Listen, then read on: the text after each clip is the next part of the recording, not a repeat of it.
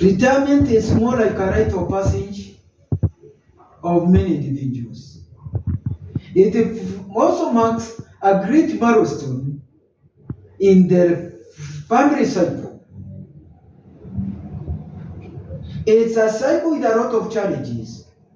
And today, I want to bring to your attention about a survey which was done by Retirement Benefits Authority, and it appeared in Sunday Nation of 16th March this year. And they wanted to find out, to get an answer. What retirees, they wanted to know what retirees would do differently if given a chance. That is the focus of my today's talk. What would retirees do different if they were given a chance? What did they say they would do different? They said they would save more if they are given another chance. If they get back to the service, they would save more. Others said they would build houses much earlier, rather than waiting for your lump sum to think that you can build your dream house. I am told to those who in the public service that it is very difficult for you to build with your pension. Don't deceive yourself. You have pension, you build a big mansion, but you may not complete.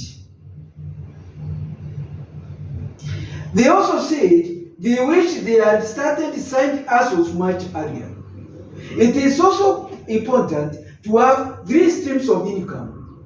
Even when you are in the civil service, in the public service, or whatever, have 3 streams of income which are going to bring you income, not only 1 stream.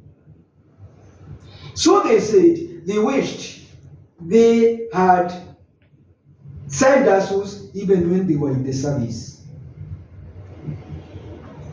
They also said they wish they had planned for retirement early. I'm talking to those who are in the service, to those who have not even been employed.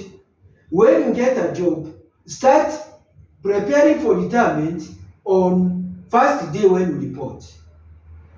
Prepare for retirement. They also said they would contribute to post-retirement medical funds.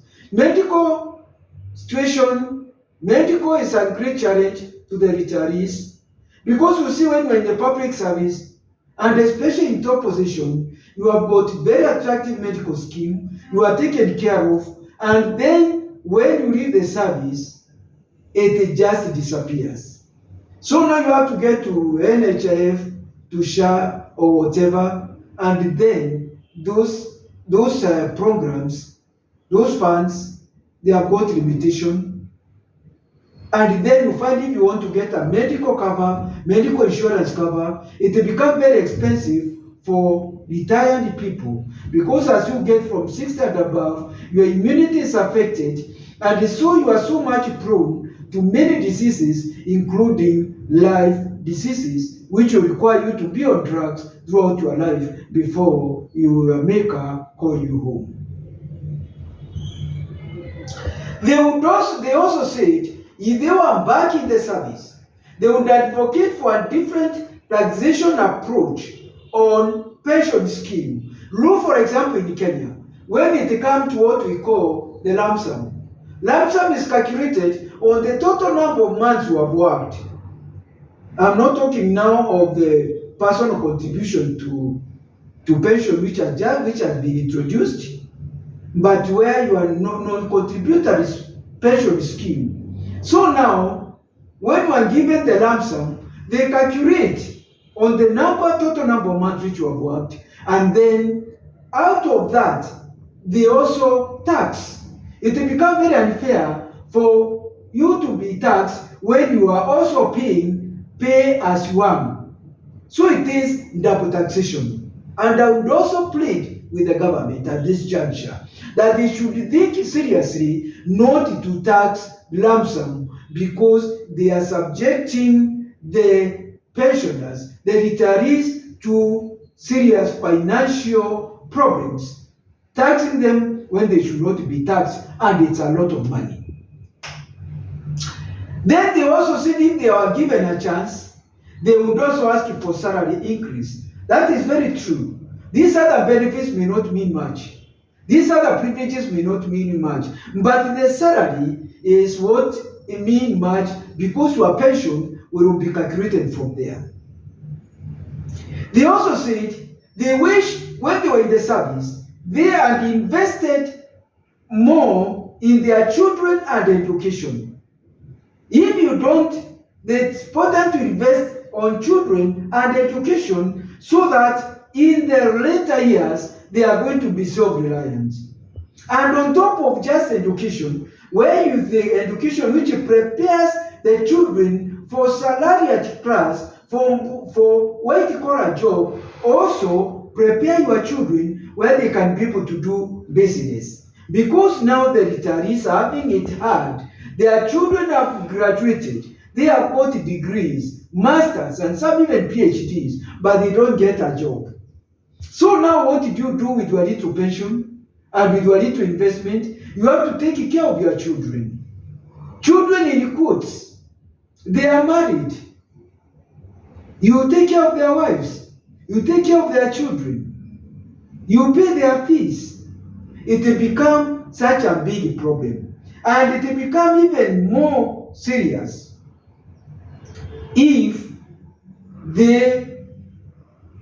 it will become more serious now that you don't probably even have a house that you're even paying rent.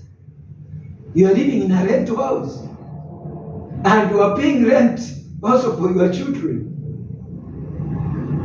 And you are also taking care of your grandchildren. It becomes a very complex scenario. Very, very complex scenario. They also said if they will go back to the public service, they are going to avoid drugs and alcohol.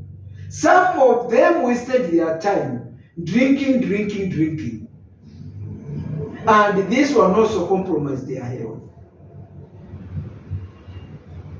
You'll find that they also invested more on social relationships, became close to other people. That is what I call the social capital as a sociologist. You invest in social relations, interacting with the people, going to their functions, going to their wedding, going to their burial, contributing to their ratio, to their education.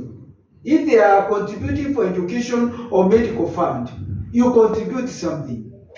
If you contribute, if you invest in social interactions, investing in social relations is going to bear dividends even in later age, because loneliness is a critical factor which is affecting people, especially retirees, and especially for those who are in high class, who are in top positions, and they live in estates which were barricaded. It was a no-go zone.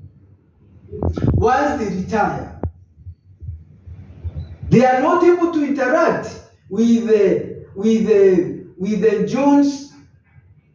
Joneses, Dick and Daddies of this world. The society also fear them. They live in houses which are barricaded, Umbwakari, and watchmen there. So now they are lonely in those closed places. It is such a lonely place. It's important to invest also outside in terms of social relations. Your family members may not be all that close to you. Probably you may not have value. And if you have also not invested in social relations, you might find that even your colleagues in place of work, they may not even give you a call because you are just working colleagues. They were not your friends. So, please, I hope this talk, this video is going to help those who have not been employed, those who are already in employment. I hope you have understood why the retirees are lamenting. Thank you very much. I hope you share this video with your other retired colleagues. Thank you. Have a great day. Thank you.